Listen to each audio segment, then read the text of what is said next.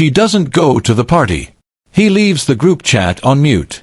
They sit alone at lunch, not because nobody invited them, but because something inside them prefers it that way. And the world looks at them and assumes something is broken. But what if nothing is broken at all? What if the people who choose silence over small talk, solitude over socializing, are not the ones who are lost, but the ones who have quietly figured out something the rest of us are still searching for? This is the psychology of people who rarely socialize. And what it reveals about the human mind will make you question everything you think you know about loneliness, connection, and what it actually means to be whole. Before we go any further, let's destroy one assumption right now. There is a difference between being lonely and being alone. The world treats them like the same word. They are not even close to the same experience. Loneliness is a wound, the feeling of wanting connection and not having it. Solitude is a choice, the deliberate selection of one's own company over the noise of others. And the people we are talking about today are not lonely. They are something far more complex and far more interesting than that. They are people who have looked at the social world, with all its performance, its exhausting rituals, its unspoken rules and constant evaluation, and quietly decided that the return on investment simply isn't worth it. And psychologically speaking, they may be onto something. The first thing you need to understand is that the human brain does not experience social interaction the same way in every person.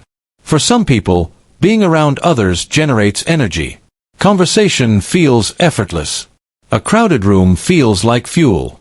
These are the people the world rewards, the ones who get promoted faster, date more easily, make friends in every room they enter.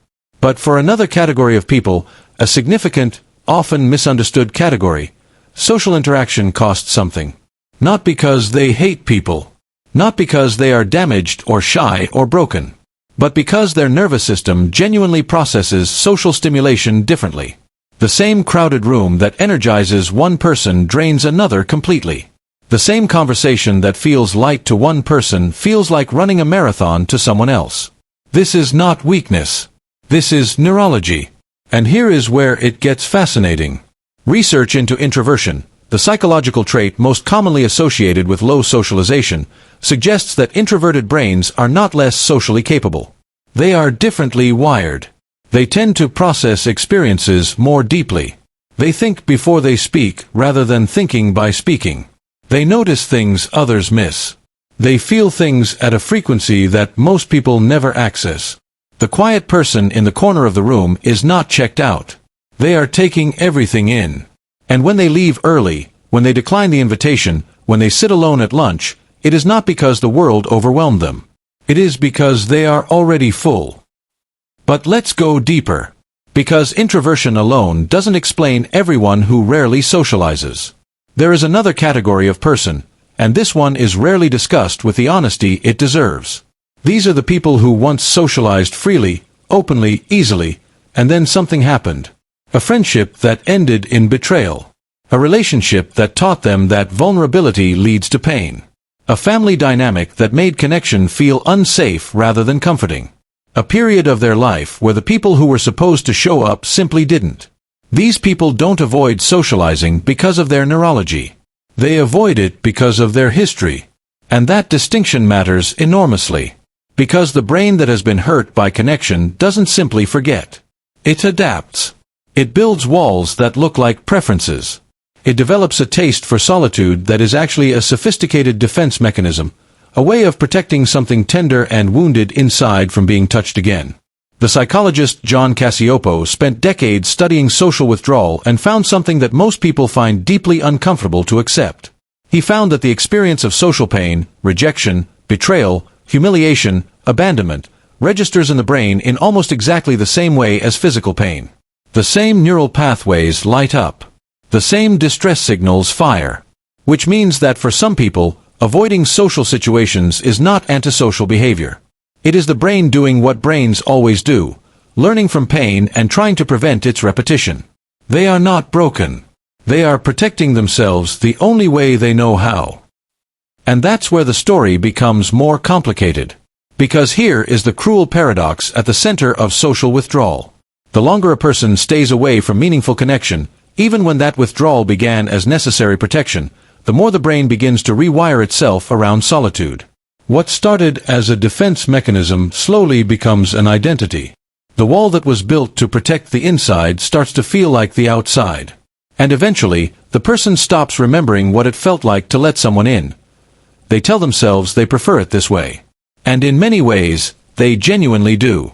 But underneath that preference, underneath the quiet routines and the solo walks and the evenings alone with a book, there is often something else.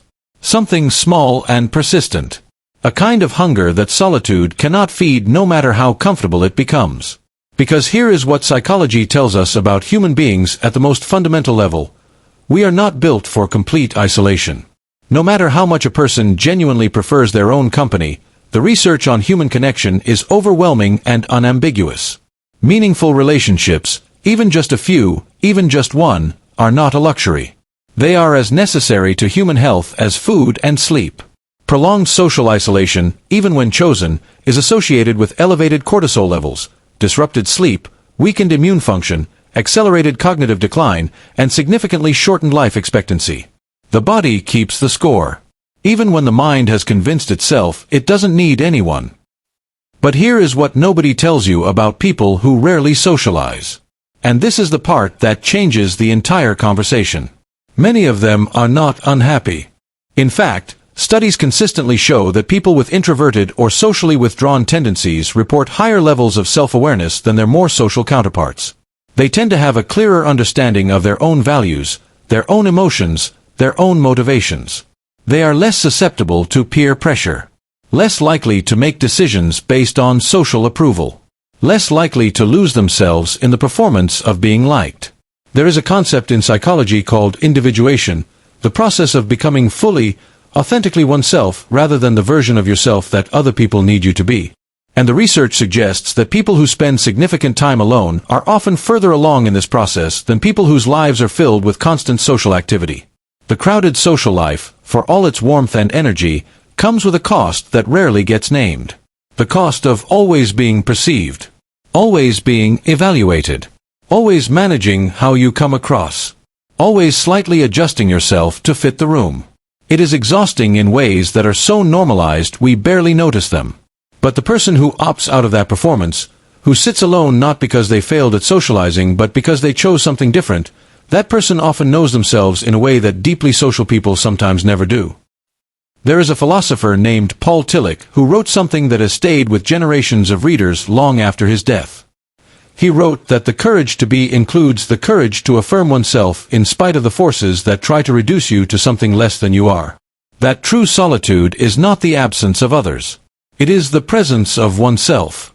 The people who rarely socialize, the ones the world calls shy, antisocial, cold, or strange, are often living inside that truth whether they have words for it or not. They have found, sometimes through pain and sometimes simply through temperament, that their own inner world is not an empty place. It is rich and textured and alive in ways that a room full of people cannot always reach. They are not waiting to be fixed. They are not lonely in the way the world assumes. They are not missing something that everyone else has found. They are simply living at a different frequency. And the tragedy is not that they are alone. The tragedy is that the world so rarely takes the time to understand what that actually means. Now, and this is important, none of this means that social withdrawal is always healthy. It is not. There is a line, sometimes a very thin and very blurry line, between chosen solitude and harmful isolation. Between protecting yourself and imprisoning yourself. Between knowing your own company and being genuinely afraid of everyone else's. If you recognize yourself in this video, if the description of building walls from old wounds felt uncomfortably familiar, then there is something worth sitting with. Not with shame.